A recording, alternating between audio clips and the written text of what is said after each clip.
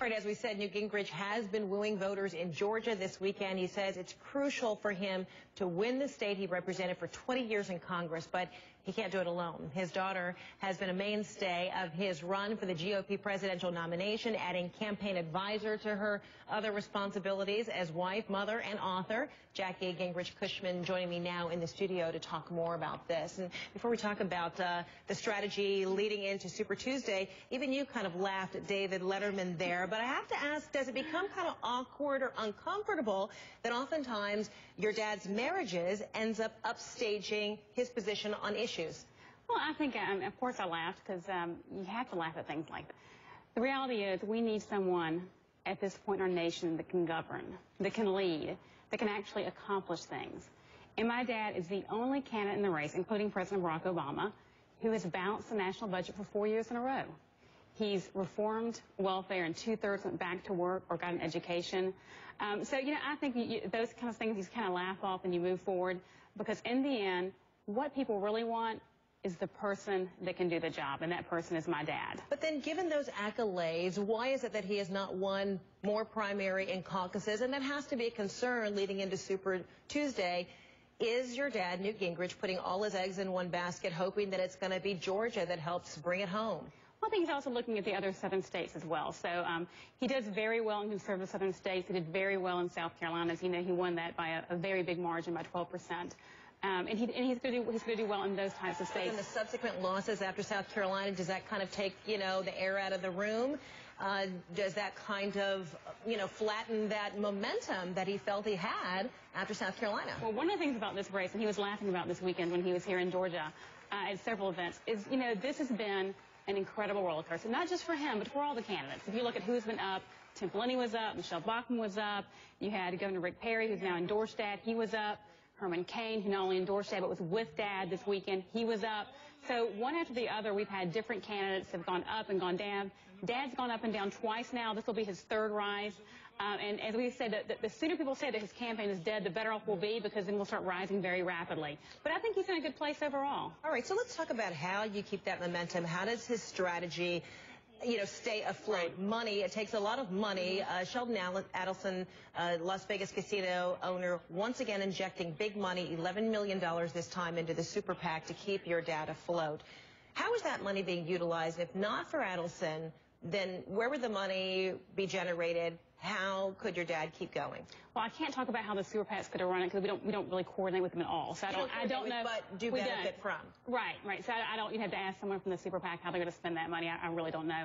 What I can tell you is that Dad's worked very hard. He fundraised in California, and of course we'd like everyone to donate, to go to Newt.org and to donate to help. But he's really talking and focusing on big solutions. He's talking about how to get gas down to $2.50 a gallon. When he was Speaker, it was at $1.13. The $2.50 is possible.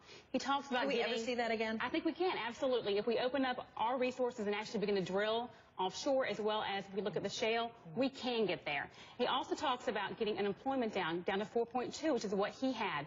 We can do this. America works best when Americans are working, and Dad can get them working again. But does it feel as though, whether it's your dad or maybe the other GOP candidates, that they have to change their strategy on the dialogue in which to defeat President Obama, because the economy, it seems, can't really be that focus anymore when you see a dip in the unemployment numbers. In fact, it was your dad who kind of began this discussion about the battle for the religious right. Is that what your dad, Newt Gingrich, wants to focus on, because the economy is no longer that item that the GOP can win on? I would argue about that, because let me say, when you see the budget that President Obama submitted just this past week, and you see $1 trillion in debt, that is clearly still a very, very vibrant issue. We need a president who can submit a balanced budget. We need a president that cannot lower unemployment by saying those that are no longer working don't count, which is part of how the unemployment rate is going down. We need a president that says everyone that wants to work needs to be encouraged to go and look so they actually count. If you look at the actual labor participation rate, it is down. Yeah. We need a president that understands it's not about the government handing out things, it's about encouraging people to help themselves. So why does your dad, Newt Gingrich, feel like he can beat President Obama if he can't beat the GOP contenders? I think the main reason is he provides a very, very different approach, and I'll give you an example. So right now, President Obama is talking about how he can't get things passed. They don't have a budget passed, and how he can't get his budget passed.